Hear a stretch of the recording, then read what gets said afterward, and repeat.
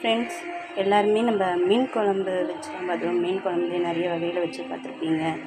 இப்போ வந்து நம்ம சங்கரா மீனில் எப்படி சுண்டை வைக்கிறது அப்படின்னு பார்த்தோமா, மீன் குழம்பு இது வந்து சில பேர் செய்வாங்க. இப்போ வந்து சங்கரா மீன் வாங்கி நம்ம வச்சுருக்கோம். இப்போ அதுக்கான தேவையான பொருள் பார்த்திங்கன்னா, வெங்காயம், தக்காளி, தேங்காய், தேவையான அளவுக்கு நம்ம காஞ்ச மிளகா, காரத்தூள் வேணாலும் போட்டுக்கலாம். அப்புறம் ஒரு ஸ்பூன் சீரகம், இஞ்சி பூண்டு நம்ம தாளிக்கும் போது இஞ்சி பூண்டு போட்டுக்கலாம். அதுவும் தேவை. இப்போ இது எல்லாமே நம்ம மிக்ஸி ஜாரில் அரைச்சி ஃபஸ்ட்டு வந்து தேங்காய், சீரகம், காஞ்ச மிளகா, கொஞ்சோண்டு தண்ணி ஃபஸ்ட்டு இப்போ இதை அரைச்சிப்போம். அதுக்கப்புறம் நம்ம வெங்காயம் தக்காளி சேர்த்துக்கலாம்.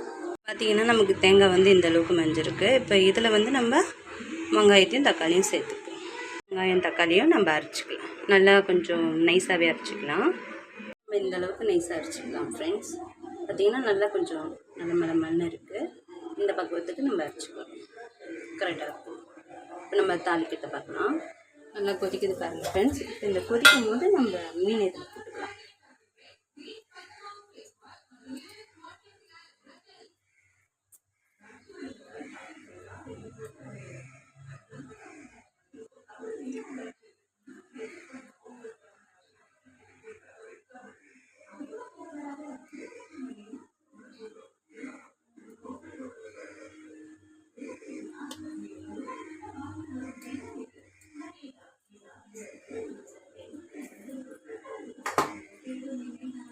வந்து நல்லா குழம்பு சுண்டி வரட்டும்.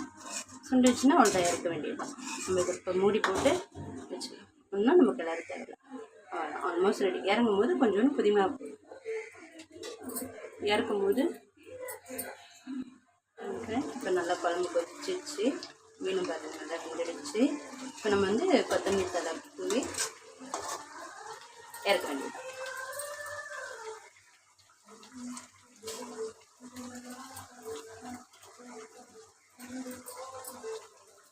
கொஞ்சமாக போட்டுக்கணும் கொத்தமல்லி தழை. சீயான குழம்பு ரெடி. மீன் சுண்டை வச்சு நீங்களும் செஞ்சு சாப்பிட்டு பாருங்கள். டேஸ்ட்டு நல்லாயிருக்கும். By friend.